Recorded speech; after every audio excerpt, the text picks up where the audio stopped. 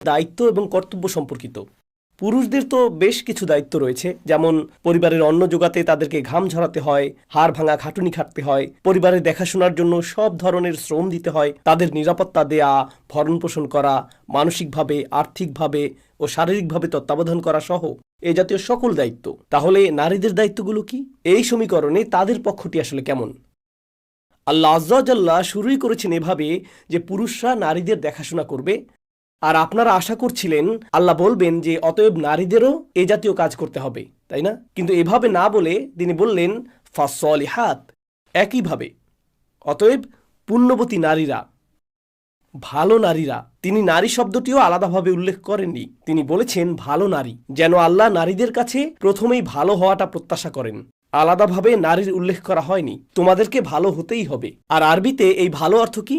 সলেহ শব্দটি এসেছে মূলত সুলহ থেকে। সুলহ হলো ঝগড়া বিবাদের বিপরীত, দুর্নীতির বিপরীত। মূলত যখন কোনো দ্বন্দ্ব হয় আর আপনি দুই পক্ষের মধ্যে শান্তি চান, তখন আপনি সুলহ করেন। অর্থাৎ নারীরাই হলো উৎস, স্ত্রীরাই পরিবারের সকল দ্বন্দ্ব মেটানোর মূল উৎস। তারা শান্তি আর আপোষ মীমাংসার উৎস। তাদের কারণেই রাগ জেদ প্রশমিত হবে, তাদের কারণেই গলার আওয়াজ নিচু হবে। তারাই হলো প্রশান্তির উৎস, তারাই হলো বিবেকের কণ্ঠস্বর, তারাই সংশোধনের উৎস। যদি কোনো দ্বন্দ্ব বা উৎকণ্ঠা থাকে, স্বামী প্রথমেই যার দিকে তাকায়, যার কারণে সব কিছু শান্ত হয়ে যায়, তিনিই হলেন তার স্ত্রী। স্বামীদের মধ্যে কেউ কেউ হয়তো ভাবছেন সত্যিই তাই, কারণ সব ঝগড়াঝাটি তো হলো আসলে, আপনি বলছেন যেখান থেকে সব ঝগড়া শুরু হয় সেখানেই আসলে তার শেষ হওয়ার কথা, কারণ তার গলা ছাড়া আমার ঘরে আর কারোই উঁচু আওয়াজ শোনা যায় না, আর সে ছাড়া আমার ঘরে অন্য কেউ রাগান্বিতও হয় না। পুরুষরা নিজ দায়িত্ব পালন করে না, আবার নারীরাও নিজ দায়িত্ব পালন করে না, আর এভাবেই তারা চরম টানাপোড়েন আর দ্বন্দ্বের কারণ হয়ে দাঁড়ায়। আল্লাহ শুরুতেই বলেছেন যে স্ত্রীরা হলো সংশোধনের উৎস, তারা প্রশান্ত, তারা আসলে নিজেরাই শান্তি, নিজেরাই যেন কল্যাণ, তারা সব ধরনের মানসিক চাপ দূর করে দেয়। এটাই হলো প্রথম গুণ। এরপর তিনি বলেছেন অনিতাতুন, আনুগত্য করতে আগ্রহী। কেউ কেউ এর ব্যাখ্যা করেছেন আল্লাহর প্রতি আনুগত্যে আগ্রহী, আর এটা সত্যও বটে, তারা আসলেই আল্লাহর আনুগত্য করতে আগ্রহী। এর অনুবাদ করা হয় অনুগত হিসেবে, যেমন আল কুনুতু লিল্লাহ, অর্থাৎ সেই কুনুত যা আল্লাহর জন্য। আল্লাহ বলেছেন কুমু লিল্লাহি কানিতিন, অর্থাৎ এমন আনুগত্যের আগ্রহ পোষণ করো যা একমাত্র আল্লাহর সন্তুষ্টির জন্য। কিন্তু এর অর্থ আসলে কি? এই প্রসঙ্গ এখানে কেন আসলো? কারণ এক পক্ষ যদি এমন হয় যে পুরুষদের এটা নারীদের জন্য করা উচিত, আপনি আশা করবেন বাকিটা হবে এমন যে নারীদেরও উচিত পুরুষদের জন্য করা। তো এর মাঝখানে কেন আল্লাহ বললেন হ্যাঁ পুরুষদের জন্য নারীদের এমনটা করা উচিত, তবে এই অংশটুকু আল্লাহর জন্য? এর কারণটা হলো নারীদের স্মরণ রাখতে হবে যখন তারা প্রশান্তির উৎস হচ্ছে আর যখন তারা সংসারে শান্তি ও স্থিতি বজায় রাখছে, তাদেরকে বুঝতে হবে যে ঘরকে শান্ত রাখার ক্ষমতা একমাত্র তাদেরই রয়েছে, আর সংসারে আগুন লাগানোর ক্ষমতাও একমাত্র তাদেরই রয়েছে। তারাই সংসারের আবেগ নিয়ন্ত্রণ করে। যেমন আপনি ঘরে রিমোট কন্ট্রোল দ্বারা এসির তাপমাত্রা নিয়ন্ত্রণ করে থাকেন, ঠিক তেমনি নারীরাও সংসারের আবেগের তাপমাত্রা নিয়ন্ত্রণ করে, তারাই নিয়ন্ত্রণ করে। আর তাদের এটা ঠান্ডা রাখাই উচিত, কারণ এটা স্বয়ং আল্লাহর আনুগত্যেরই একটা অংশ। এটা আল্লাহর প্রতি তাদের আনুগত্যের আগ্রহ থেকেই আসে। অতএব তাদেরকে হতে হবে প্রশান্তির উৎস। আসলে উভয়কেই দায়িত্ব পালন করতে হবে, কারণ পুরুষরা তাদের দেখাশোনা করছে আর বিনিময়ে নারীরা শান্ত থাকছে। আমরা জানি কিছু মানুষের ক্ষেত্রে মানসিক নির্যাতনমূলক সম্পর্কের ক্ষেত্রে কি ঘটে। একজন অনবরত বলতে থাকে শান্ত হও, শান্ত হও, ঠিক আছে ঠিক আছে, প্লিজ রাগ করো না। আর যত বেশি আপনি এটা বলেন, না আমার সাথে কথা বলবে না, আমাকে একা থাকতে দাও, ইত্যাদি ইত্যাদি, তো একজনকে রেগে থাকতেই হবে। হয়তো স্বামী রেগে আছে আর স্ত্রী তাকে শান্ত করার চেষ্টা করছে, অথবা স্ত্রী রেগে আছে আর স্বামী তাকে শান্ত করার চেষ্টা করছে। তারা এটাকে এক ধরনের নিয়ন্ত্রণ বা ক্ষমতা প্রদর্শনের সুযোগ হিসেবে দেখে। যেমন এবার তাকে পেয়েছি, আমি যদি এখনই শান্ত হয়ে যাই তাহলে তো তেমন পয়েন্ট পাবো না, এই সুযোগে আরও কিছুটা সুবিধা নেওয়া যাক, তাই আমি রাগের এই নাটকটা চালিয়েই যাব, দেখি এটাকে কত দূর পর্যন্ত টানা যায়। তো কাউকে এভাবে অধীনস্থ করে রাখার এই মানসিকতা, এটা আল্লাহ যা চান তার সম্পূর্ণ বিপরীত। তাই আল্লাহ বলছেন অনিতাতুন। এরপর তিনি আরও কথা যোগ করলেন নারীদের আরেকটি দায়িত্ব। তিনি বলেছেন হাফিজাতুল লিল গায়ব, তারা রক্ষা করে যা অদৃশ্য, তারা অদৃশ্য বিষয়গুলোর হেফাজত করে। এর অর্থ আসলে কি? এর অর্থ হলো স্বামী যখন কাজের জন্য বাইরে থাকে, সে তখন এমন কিছুই করে না যা তার স্বামী অপছন্দ করে। সে এমন কারোর সাথে কথা বলে না যার সাথে কথা বলাটা স্বামী পছন্দ করে না। তার এমন কোনো বন্ধু বান্ধব থাকবে না যারা স্বামীর কাছে পছন্দনীয় নয়।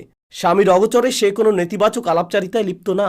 স্বামী স্ত্রীর মাঝখানের একান্ত ব্যক্তিগত কথাবার্তা তার মা, তার বোন বা অন্য কারোর সাথে শেয়ার করা যাবে না, কারণ স্ত্রী তো সেটা গোপন রাখার কথা। স্বামী এবং স্ত্রীর মাঝে একটা গোপনীয়তা বা প্রাইভেসি থাকে। এখন যদি নির্যাতনের কোনো পরিস্থিতি তৈরি হয়, সে আপনাকে মারধর করে বা আঘাত করে অথবা আপনার সাথে উদ্ভট কিছু করে, তখন আপনার এমন কাউকে দরকার যে আসলেই সহায়তা করতে পারবে, শুধু মনের ভাব প্রকাশের জন্য নয়, বরং এমন কেউ যে বিষয়টা সমাধান করতে পারবে। এই সূরার পরের অংশে সেই আলোচনা করা হয়েছে। কিন্তু যখন এটা অভ্যাসে পরিণত হয়, আপনি কেবল কারোর সাথে কথা বলতে চান আর আপনি শুধু স্বামীর বদনাম করেন বা সেসব গোপন কথা বলে দেন যা সে গোপন রাখতে বলেছিল, কিংবা আপনি এমন সম্পর্ক, বন্ধু বান্ধব বা আড্ডায় জড়ান বা এমন সব জায়গায় যান যেখানে যাওয়াটা সে কখনোই পছন্দ করে না, সে যদি আপনাকে সেখানে দেখতো তাহলে সে খুবই মন খারাপ করত কিংবা ভীষণ কষ্ট পেত। আর তারপরও আপনি সেটাই করে যাচ্ছেন। আপনার মাথায় কাজ করছে সে তো জানে না, তাই সমস্যা নাই। আল্লাহ বলেছেন হাফিজাতুল লিল গায়ব, তাদেরকে অদৃশ্য বিষয়গুলো হেফাজত করতে হবে। অর্থাৎ এর একটি অর্থ হলো স্বামীর কাছে যা অদৃশ্য বা অজানা তাদের সেটাও হেফাজত করতে হবে, বিমা হাফিজ আল্লাহ, কারণ আল্লাহ এটা হেফাজত করার নির্দেশ দিয়েছেন। লক্ষ্য করুন, এখন সমীকরণটা ভারসাম্যপূর্ণ হলো। একদিকে আল্লাহ আজ্জা ওয়া জাল্লা পুরুষদের বলেছেন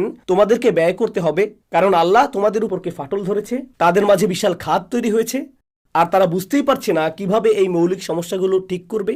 তখন এমন কাউকে প্রয়োজন যিনি পরামর্শ দিতে পারেন, কোনো জ্ঞানী ব্যক্তি, কোনো দায়িত্বশীল ব্যক্তি, যিনি মেয়ের পরিবারের এবং তার পক্ষ হয়ে কথা বলবেন, এবং ছেলের পরিবার থেকেও এমন একজন প্রতিনিধি আনুন আর তাদের আলোচনার মাধ্যমে এর সমাধান করুন। অন্য কারোরই এখানে জড়ানো উচিত নয়।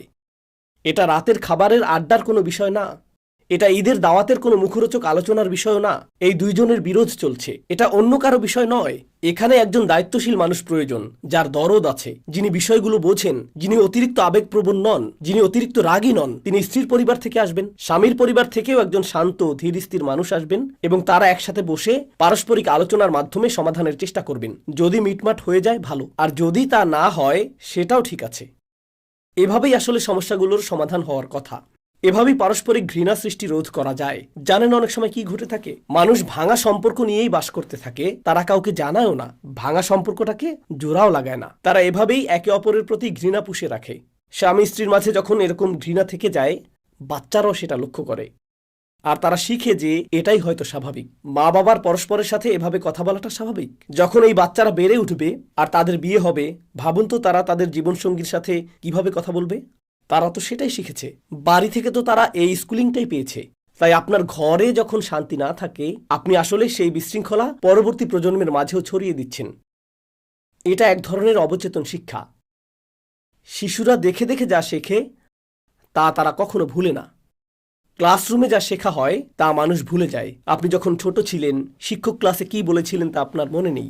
একটা জিনিস আপনার মনে আছে, বাবা মা বাড়িতে কি করতেন সেটা আপনার মনে আছে। আজও এই বয়সে এসেও আপনি সেটা মনে রেখেছেন, কারণ মানুষের ব্যক্তিত্বের উপর এটা একটা গভীর ছাপ ফেলে। তাই এটা শুধুমাত্র স্বামী স্ত্রীর মধ্যেই সীমাবদ্ধ থাকছে না, এটা মূলত আমাদের রেখে যাওয়া আদর্শের অংশ। সন্তানদের জন্য হলেও পরিবারে প্রশান্তি প্রয়োজন। আমি আন্তরিকভাবে দোয়া করি আপনারা যারা বিবাহিত স্বামী এবং স্ত্রী, তারা যেন সত্যিই নিজেদের দিকে লক্ষ্য করেন এবং বুঝতে পারেন যে আল্লাহ যেভাবে চেয়েছেন সেভাবে আপনারা দায়িত্ব পালন করছেন কিনা। আর আমি আন্তরিকভাবে আশা করি যদি আপনারা খুব কঠিন কোনো দাম্পত্য সংকটে পড়ে যান, তবে যেন নিজেদের পক্ষ থেকে, নিজেদের পরিবারের থেকে বিশ্বাসযোগ্য কাউকে খুঁজে পান।